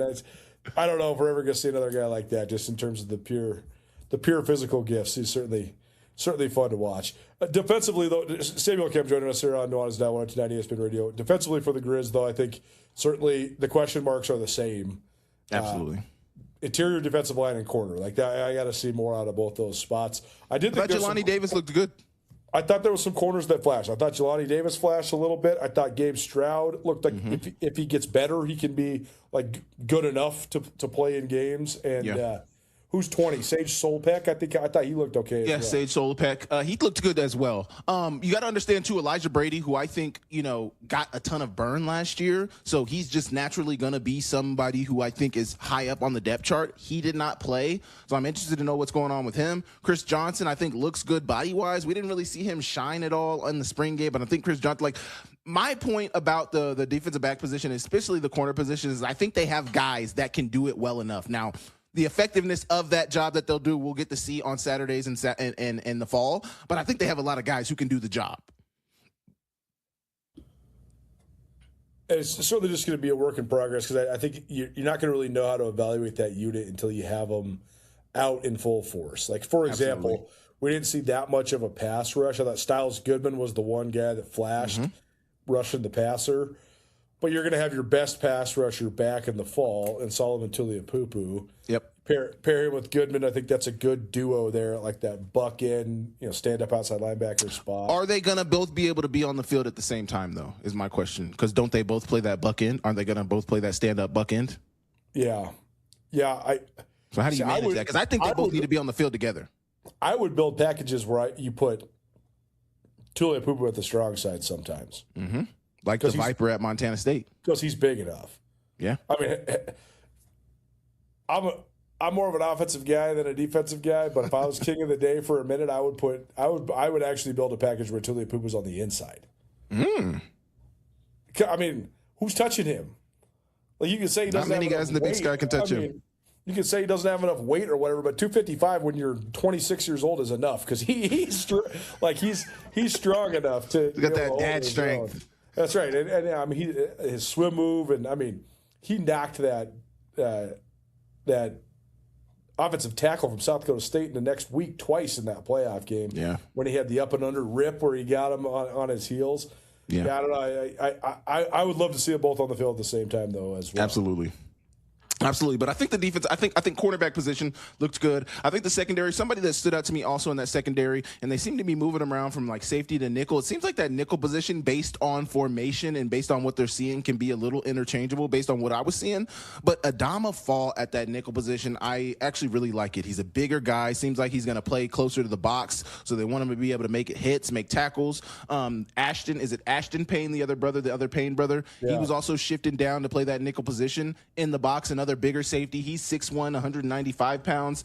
I'm trying to find Adama Fall on here, but he's another bigger body, over 6 foot tall and close to the box. Those are two guys I think could make a difference. Now, obviously, I don't know how high up on the lineup they'll be because obviously you have Cade Cutler and you have Cade Boyd, who probably have a leg up on people. Another person that looked good was Beaner. Is it Brody Beaner, the other Beaner brother? Yeah, Brody. Brock was the one that played. No, I get them confused. They're so identical to their bodies look exactly the same. One of the Beaners played corner last year. One of the Beaners looked Brady played good. corner. Brady played corner. Right. I just blanked on the other brother's name. It's Brock. It's Brock. Yeah, Brock. Brock and Brady, yeah. He looked good. He looked good out there as well. They look good physically. Yeah. Like, I thought their bodies looked good for sure. Absolutely. Cashco Kachia was running a little bit with the nickel as well. Absolutely, yep. And I think he's getting close. Like, I think he's getting close where he could be like an impact guy, maybe one step away still. He's only a sophomore, so that's certainly an interesting one. You think we get to see the 1s and 2s more often during fall camp, like who those actual lineups are going to be? Okay, so I have two big picture questions for you. First of all, Samuel Kim here on Inside the FCS, probably presented by Paradise Falls of Missoula. Paradise Falls serving breakfast, lunch, and dinner. It's a great place to gather with family and friends alike. Check them out at 3621 Brook Street. Paradise Falls, Missoula's coolest hotspot. I wanted to share Sammy's interview with Hashim Jones, so we'll do that right here. Then we'll come back, and I have two big picture questions for him. I'm here with Hashim Jones. How you doing, bro? I'm good. So how was spring ball for you? Spring ball was amazing. A lot of learning, a lot of growth. Yeah. You know, we're done now, but, you know, we're not done with the main goal. Okay, and what is the main goal?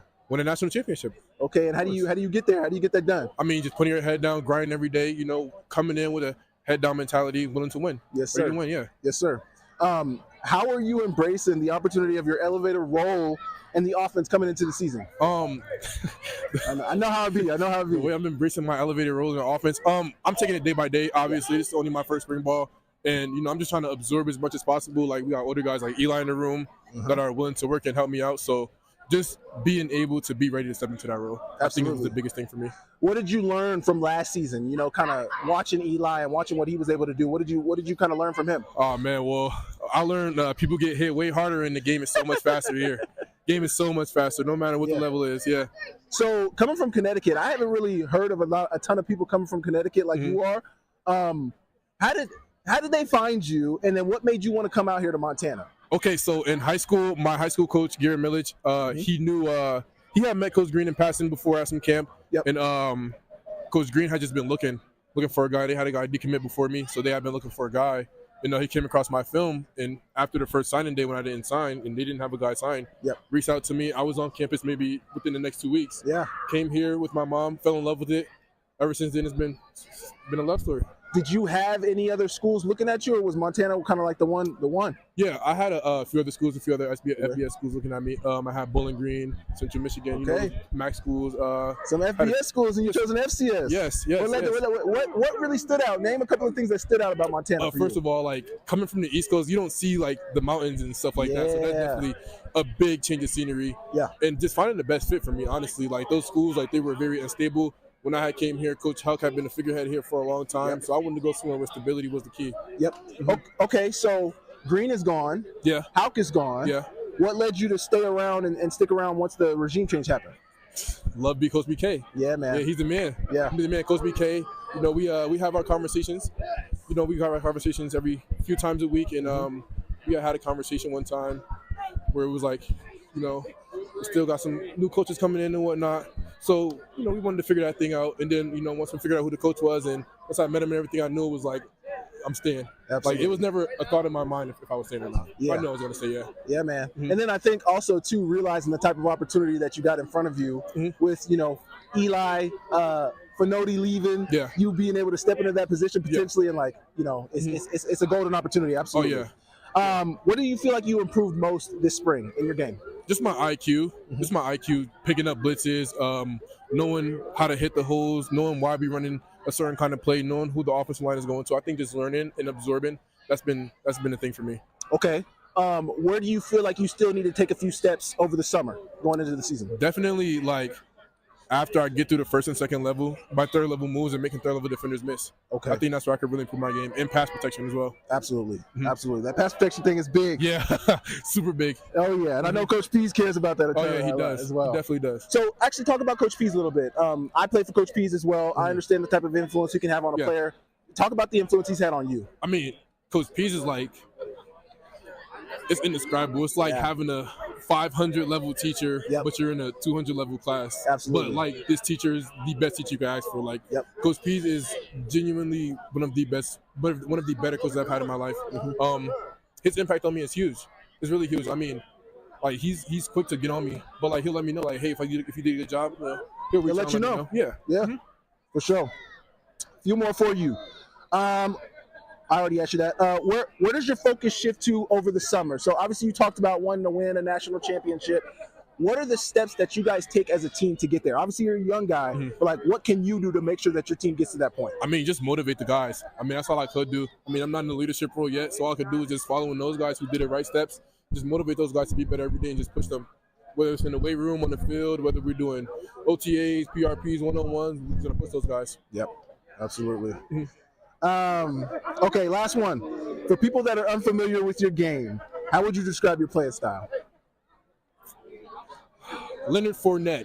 Okay. Leonard Fournette. Break that down a little bit. Leonard Fournette, because Leonard Fournette, he's a bigger back, yes, but he's able to get in and out. Like, he's not slow laterally for how big he is. Yeah. And he runs very low for how big he is as well, and I'm a bigger back. I think I run pretty low.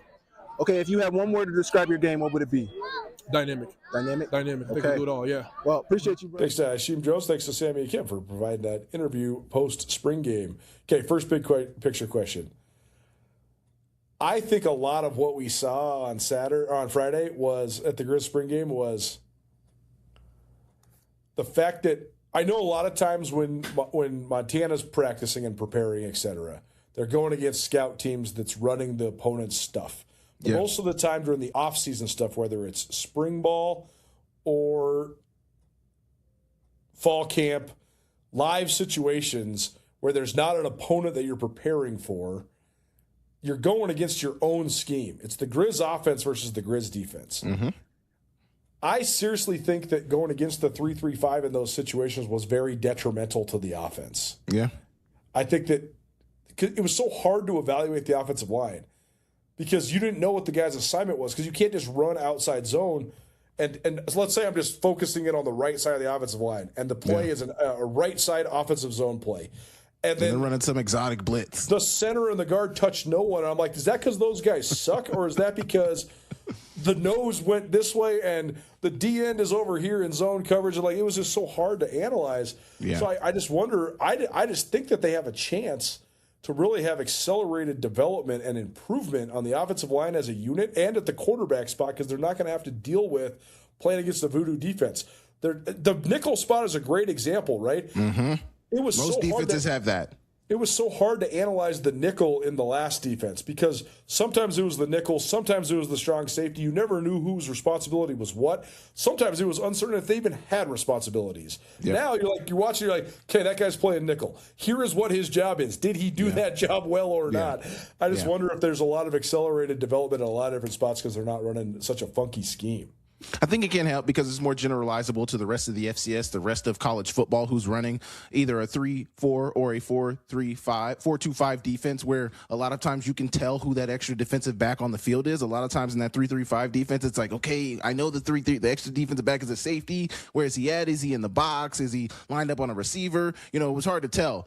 So from that standpoint, I do think it'll help. And then from a look of not always seeing 3 down linemen and instead seeing a lot of 4 down linemen looks, I think that'll help as well. Now, obviously, there's in this defense with Sanders, there are some stand-up guys, but I definitely think it'll help the overall development of the offensive line for sure.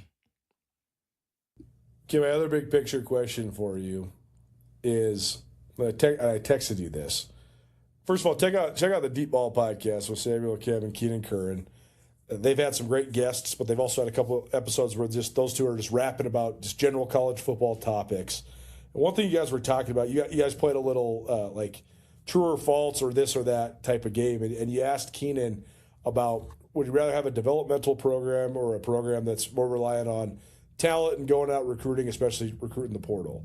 Yeah. And Montana's been the latter the last several years, which is so surprising considering what they were for so much of not just Bobby Hauck's tenure, but just the program in general. Like that's what it was a developmental program for so long. And he just saw the rival, Montana State, win a national championship with almost an exclusively developmental model. Certainly a transfer quarterback and a transfer running back, but other than that, every guy on the defense basically is homegrown. And a transfer running back that's been there for 3 years. Right, exactly. Exactly. So my question for you is this, though.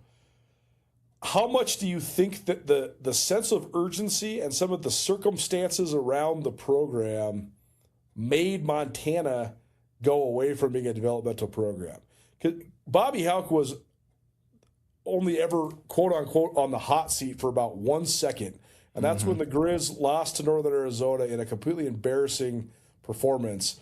And then they won 10 games in a row and went to the national championship game. And then his position was basically solidified from there forward. Yep. But it was always my impression that Coach Houck knew he was, like, I think that his thoughts, like what he said at the press conference when he retired, that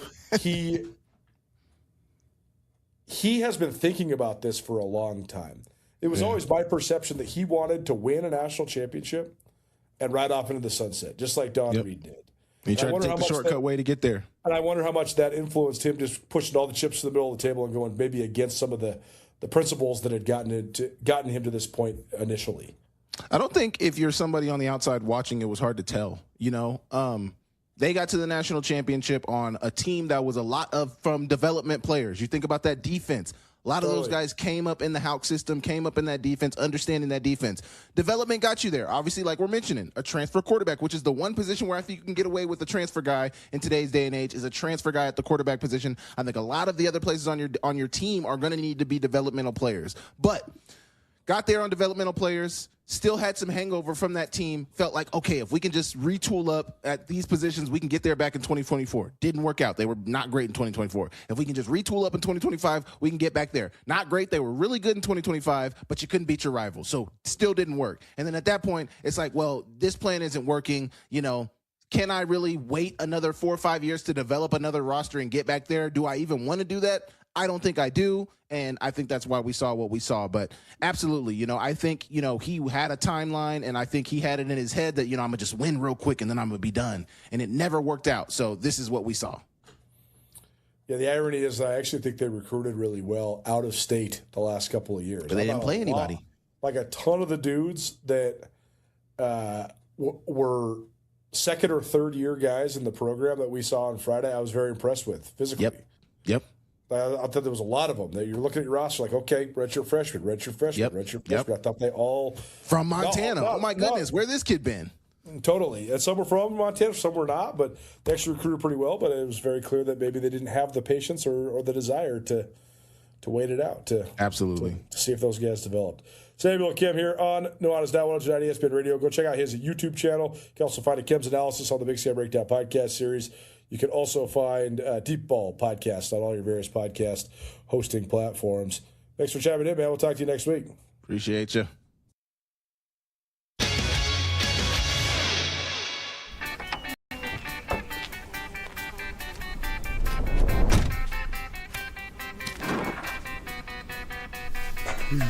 What do you expect me to say to her? She's getting married in 30 minutes. We're doing everything we can.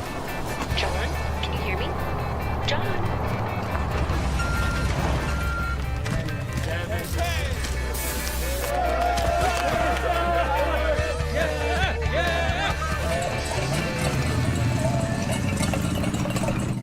At Shields, we're anglers, endlessly seeking and refining techniques. We're hunters and storytellers, because we've been out there.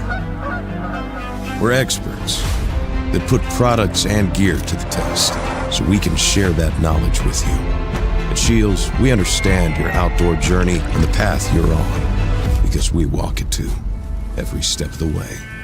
Shields, right there with you. Mountain Town Vacation Rental Management, your local partner for vacation rental success. We provide a fully customized hosting experience tailored to your needs and goals. Your home is listed on every major site, helping you maximize visibility and bookings. And our local team is available 24/7 to handle guest needs and booking inquiries. Let us take the stress out of managing your vacation home. Contact us today at mountaintownvrm.com or give us a call at 406-369-3080.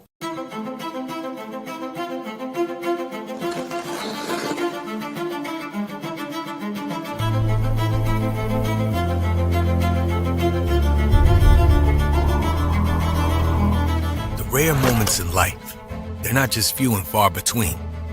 They're meant to be treasured.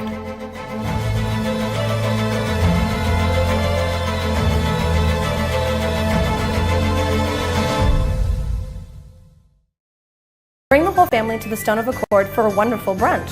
From traditional comfort food to eclectic specials, there's something for everyone to enjoy. And it wouldn't be a proper Missoula brunch without an Irish coffee and a mimosa. The Stone of Accord, Irish fare with Montana flair. Restaurant, liquor store, and casino. At the Stone of Accord, we use the freshest ingredients to create our homemade traditional Irish classics, fresh salads, and creative specials. Come enjoy our warm, family-friendly atmosphere. The Stone of Accord, Irish fare with Montana flair. Restaurant, liquor store, and casino.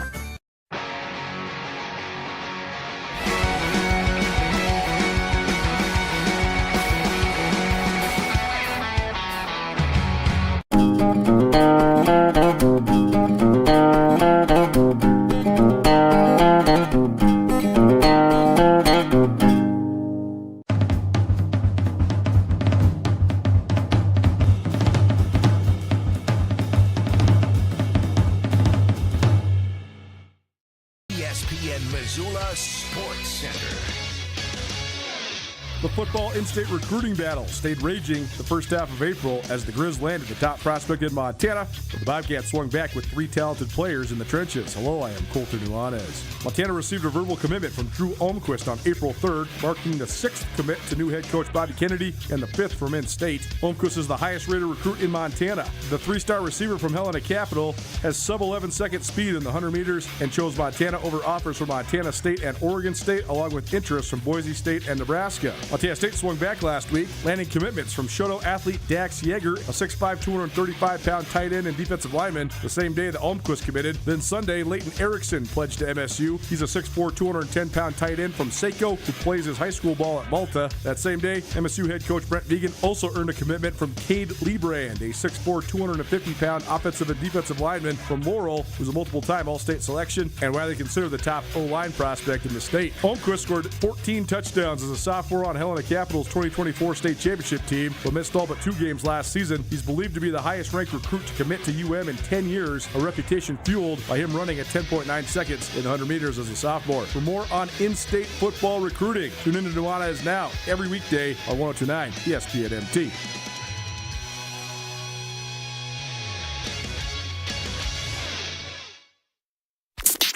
This is Nuanez Now on 102.9 ESPN Radio Missoula. What an awesome Masters. I actually thought that you called me Saturday and said, I hope you were watching. I was solo dadding on Saturday. We were doing all our chores with the TVs on in all 3 rooms so that we could be fold the laundry, change the sheets, watch the Masters at the same time. McCall was thinking it was awesome. He made his first allowance, gave him a couple bucks to help me with. Wow, so, look at that! Yeah, put it in his money bus is what he calls it. that was pretty good. But no, Saturday was amazing. Sunday also amazing, but not nearly as filled with the just like the zest that existed on Saturday. I thought Sunday everybody was hanging on for dear life, but when the dust settles, Rory McIlroy wins the Masters by probably exactly 5 inches, like 3 inches on a Scotty putt, and then a tap in for himself to win the tournament. If Scotty makes that birdie on 17, we probably got a playoff, and who knows what happens. But what did you make of this Rory going back to back? Well, first of all, I'll say this: Saturday was the single greatest day of golf I've ever watched, and I've really reflected on that. Now, there's been some compelling days of golf, but usually it involves either one guy like a Tiger or, even more recently like a Jordan Spieth just blowing the field away, and you go, look at this one person just doing this. Or there's been some head-to-head stuff that has gone down that has been outstanding. But if you're talking about just a full field and guys just putting the ball wherever they want, and you get, a Morikawa, eagle hole out on a par 5. You get the Shane Lowry hole in 1. But there's guys just going all over the place, going crazy, shooting mid-60s on a Saturday, except for the one guy who's got the huge lead.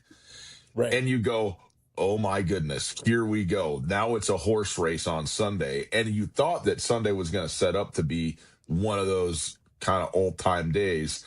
And it just didn't. It's so weird where Rory wins by 1, and you talked about the 5 inches, and it's true, and yet it was it didn't play out in that level of drama because Scotty was done and he's up 2 heading to the 18th tee. I mean, all he's got to do is make bogey. So it's a very different deal, if Scotty had made the birdie and is only down 1 with Rory going to the 18th tee. Does he still shank it into South Carolina off of the tee? I don't know. Because that's unbelievable what he did. 91 dudes in the field, Rory McIlroy, 90th in driving accuracy.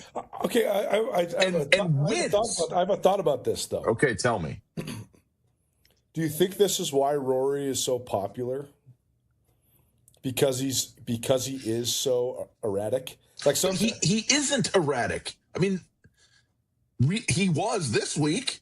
He also was last year. I mean, he started out one of the most flush drivers in the history of the game. But he still hits in the trees all the time. How often does Scotty hit in the trees? Like once a month. Scotty hits it on the fairway about 98.6% of the time. Yeah, well. Rory's like 3 out of 4, which is for those guys. Yeah, I mean, Rory hits it farther than anybody. I just wonder, like, he almost self-creates obstacles for himself, and then it makes the drama of his victories even greater. It's just like last year when he had a big lead too, and he goes double in the final round to put himself all the way back in it, and then had to surge to win the tournament. Well, he first of all, he puts it in the water on 11 on Saturday, and you go, what are we doing? And then he almost put it in the pond on 15 on a layup. He had already laid up, I guess I should say, and he's just 100 yards to the green. And you go, bro, like he even said, he's like, I never make it easy. And no, he doesn't. And I do think does that make people like him more? I don't know. I think Rory's had a lot of fans for a long time. I mean, he's not new. You know what I mean? And I think that a lot of people have liked him as a player, and I think a lot of people have liked his candor over the course of time and being forthcoming and being really the voice of the PGA Tour through the Live split and all of that kind of stuff. So I think people have latched onto that, and he's also created some haters out there too in some of that stuff as well. But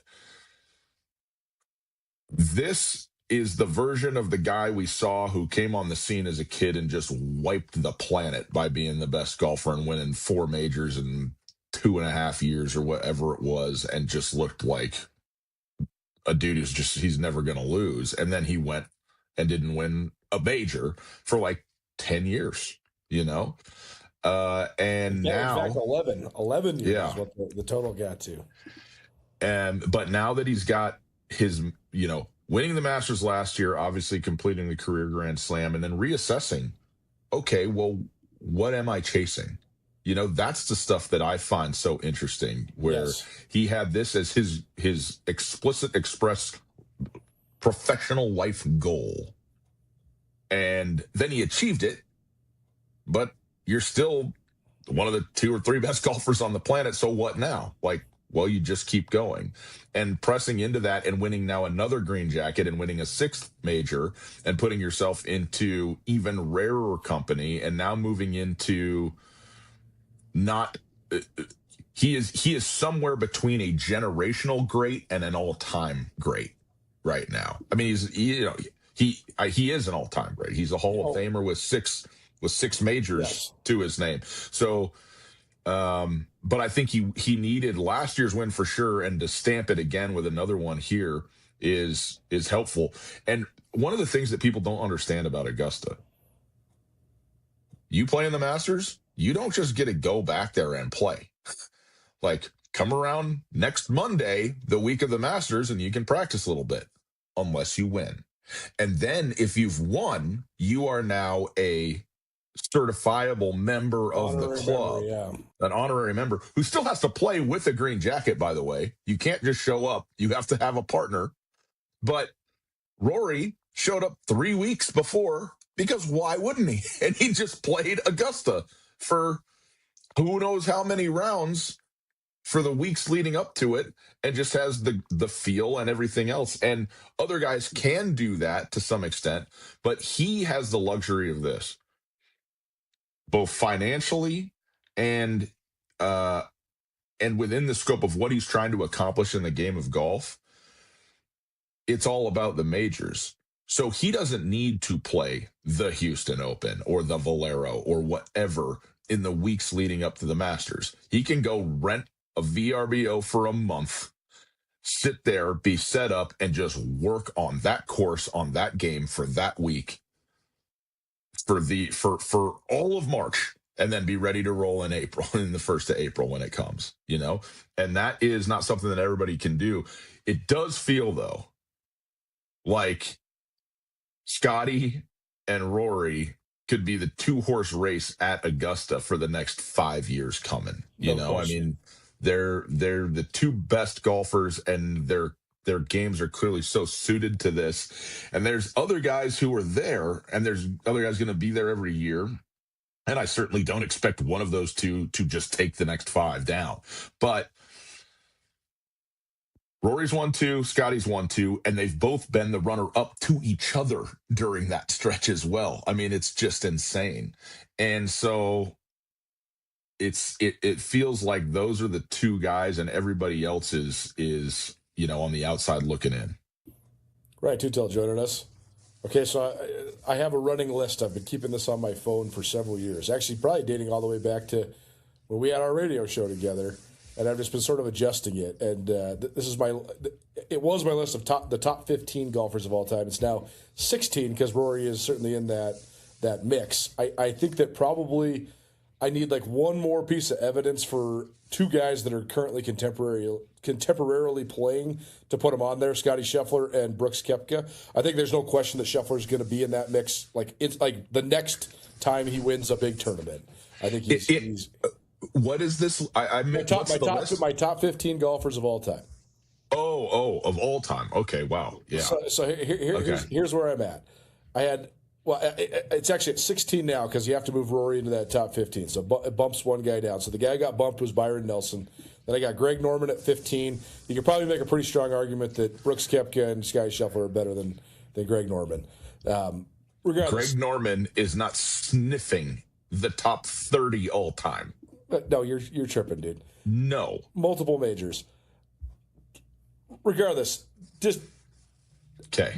My 10 starts with Bobby Jones, then Nick Faldo, and then I have Rory McIlroy and Phil Mickelson slotted right there at like the 9-8-7 range. And then right ahead of them I have the sort of like the unimpeachable top 6, which is Walter Hagen, Gary Player, Arnold Palmer, Jack Nicklaus, Ben Hogan, and Tiger Woods, of course. Yeah. So, is that fair? Do you think Rory McIlroy deserves to be in the conversation as a top 10 golfer of all time? Yes.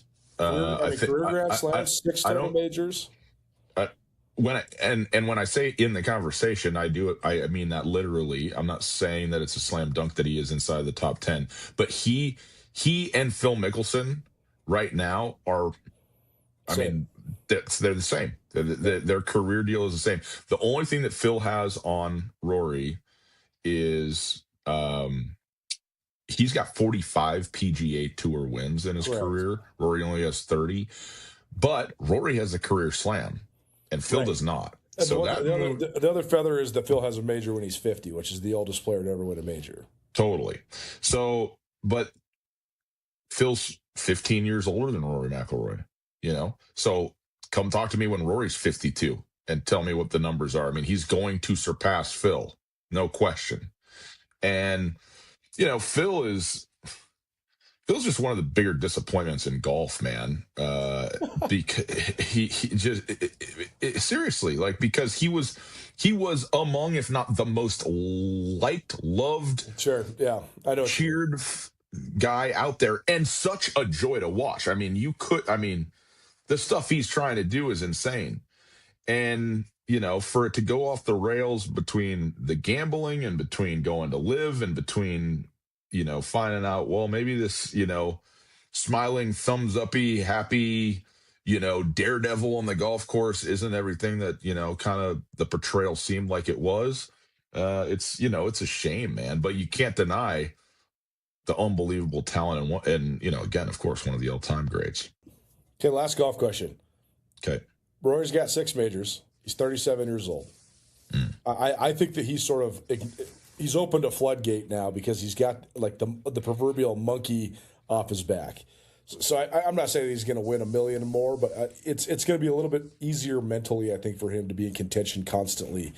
He was like the master of finishing 3rd or 4th in these majors for 11 years, and now he's finally over the top. So I think counting to get him between half and 1 major a year for the next foreseeable future, decade plus, is feasible. Where would you set the over-under at for his career major victories? I'm going to go 8.5. I think it's easy right here and right now to go and say the rocket ship is headed to the moon. And I think there is a lot of truth to that. It just depends. It really depends on what Rory's headspace is, man. No question. Like, what do you want to do now? And he clearly, in his post, Masters press conference is like, I just want to keep going. I want to press into this. I want to see how far I can take this thing. And that's bad news for the rest of the golfing world. It is. For sure. But at the same time, when you've been chasing something so long and then you get it and you get it again, it does reset things. And that reset happened over the course of this past year, and now it's resetting again. And only Rory is going to know kind of how that affects him. And sometimes maybe he won't even fully understand it in the moment. But the majors are hard to win for a reason, man. They're the best players in the world, and it is golf. Golf is fickle, and you can go out and go Hao Tong Lee and make a 10 on a par 5 and just lose the tournament right then and there. And Rory's come damn close. He did. It appeared that he had done that last year for sure, and even a little bit this year. What encompassed the ebbs and flows of golf better than Shane Lowry hitting an ace on 6 on Saturday and then shooting an 80 and costing himself $1 million on Sunday? Yeah, just terrible for Shane on Sunday. But, when you've got Scotty Scheffler and some other guys who, Cam Young has had all the talent in the world and it's felt like has never really kind of put it together, and now he is. And even though it didn't work out for him in this particular tournament, he's going to be lurking through these coming tournaments. And that's the other part about this question, is that the list of that type of guy is going to keep getting longer while Rory keeps getting older. That's right. Although I heard this comment and I thought it was apropos. Rory is in this unbelievable sweet spot where he's now old enough and veteran enough to have all the experience you could possibly have to pull from, both in terms of your nerves, your emotions, your mentals for a golf tournament, and also just knowledge of conditions, the course, how to play it, but also still at the peak of his physical golf powers. He's driving the ball further than he's ever driven it when he was 25 or whatever. No question. So he's got a couple years left where he's still going to be a sublime, supremely talented player physically, who's going to benefit from all the other stuff that he's done that the younger guys will not have in the bag yet. So he's formidable, and he's going to be a favorite pretty much at every tournament he shows up for. But again, it's like baseball, man. Just, being a favorite means at best you win, baseball's not the great metaphor, but you know what I mean? You lose all the time in baseball, even when you're really good. Right. And in golf, it's even more so. There is no situation where you take one guy over the field in any single tournament at the beginning of it. It just isn't, it's just not the way it works. So that's why a guy like JJ Spawn can jump up and win at Oakmont, like the hardest golf course, on earth, at a U.S. Open, and he just has it that week, and it suited him for whatever reason that was. And he's a really good golfer, but he's not anywhere in the range of these guys. But he won a major against all of them. right? And that, same thing for Wyndham Clark, right? At the LA, these things. So you never know when a guy's just all of a sudden gonna fly up the leaderboard, and now Russell Henley has a major and nobody really saw it coming. He was knocking on the door Sunday too. So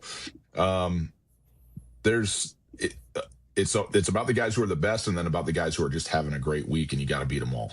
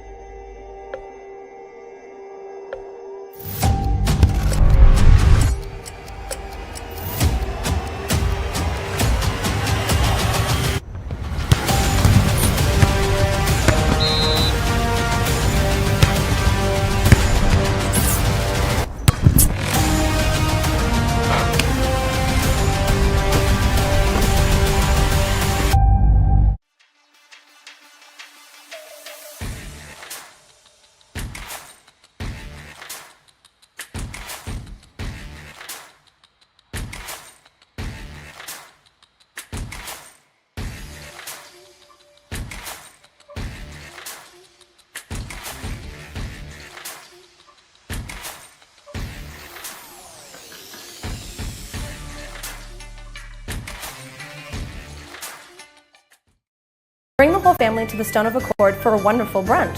From traditional comfort food to eclectic specials, there's something for everyone to enjoy. And it wouldn't be a proper Missoula brunch without an Irish coffee and a mimosa. The Stone of Accord, Irish fare with Montana flair. Restaurant, liquor store, and casino. At the Stone of Accord, we use the freshest ingredients to create our homemade traditional Irish classics, fresh salads, and creative specials. Come enjoy our warm, family-friendly atmosphere. The Stone of Accord, Irish fare with Montana flair. Restaurant, liquor store, and casino. Access to Montana's great backyard is the best part of being a Grizzly.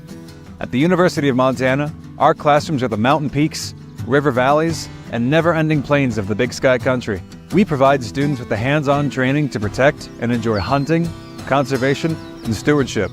UM launches the careers of outdoor leaders so that they can protect our traditions and ensure they are passed down for future generations. Because what's made in Montana is remaking the world. Why would any